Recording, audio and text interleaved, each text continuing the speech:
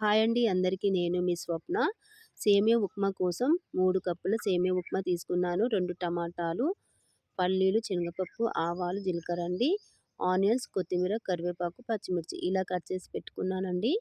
Stove on చేసుకొని ఇప్పుడు ముందుగా 2 స్పూన్స్ ఆయిల్ వేసుకోవాలండి. ఆయిల్ వేడైన తర్వాత సేమియా వేసి ఇలా ఫ్రై చేసుకోవాలండి. కొంచెం బ్రౌన్ కలర్ వరకు చూడండి. నేను చేసే విధంగా చేయండి. చాలా ఈజీగా చేసేస్తారు. చాలా అంటే చాలా ఈజీ అండి. టేస్ట్ కూడా చాలా బాగుంటుంది. ఇలా ఫ్రై అయిన సేమ్యాను ప్లేట్లో వేసుకోవాలండి.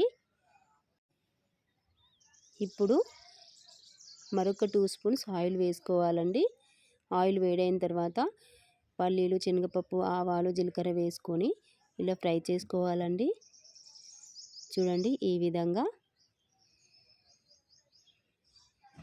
ఇలా ఫ్రై అయిన తర్వాత ఇప్పుడు కట్ చేసి పెట్టుకున్న ఆనియన్, పచ్చిమిర్చి, కరివేపాకు, కొత్తిమీర వేసి కలుపుకోవాలండి. చాలా అంటే చాలా ఈజీ చేయడానికి. కొంచెం ఫ్రై అయిన తర్వాత టమాటాలు వేసి ఇలా కలుపుకోవాలండి.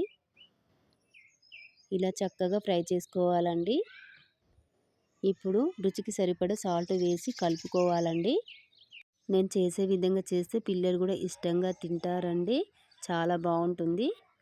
ఇప్పుడు 3 కప్పుల సేమియాకి 3 కప్పుల వాటర్ పోసుకోవాలండి. ఈ విధంగా సరిపోతుందండి. చాలా ఈజీగా చేయొచ్చు. చేయని వాళ్ళు కూడా చాలా ఈజీగా చేయొచ్చండి. ఇప్పుడు మరిగించుకోవాలండి. ఇలా ఇప్పుడు ఫ్రై చేసుకున్న సేమియా వేసుకొని కలుపుకోవాలండి. ఇలా మొత్తం వేసుకోండి. సేమియా ఇలా వేసి చక్కగా కలుపుకోండి.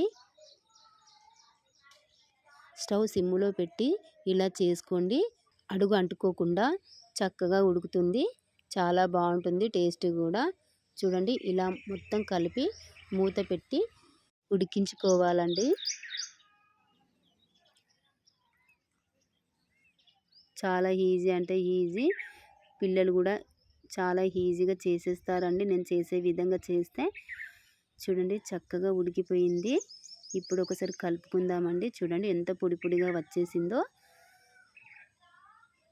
చూడండి టేస్ట్ కూడా సూపర్గా ఉంది.